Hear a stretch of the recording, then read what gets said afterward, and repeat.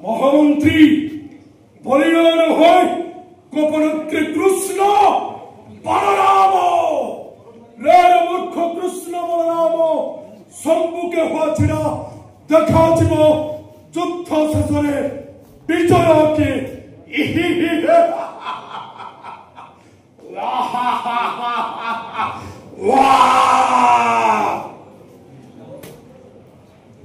महामंत्री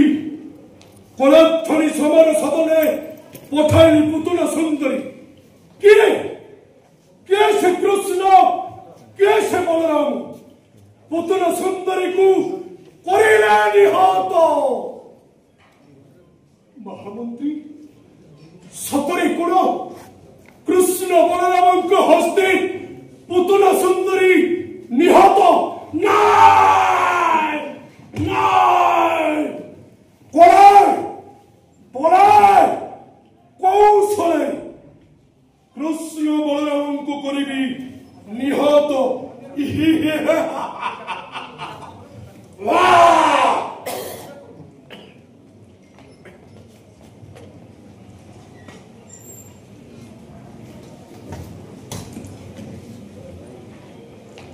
कौन कहल महामंत्री सप्तपुरे गोपनत्रे कृष्ण बलराम करुचंती व्याघात समय मध्य उत्काटित केवल कंसन्नम ना ना ना निश्चय समर सदने उठाइबे वीरगण मान ध्वंस करिवे कृष्ण बलराम को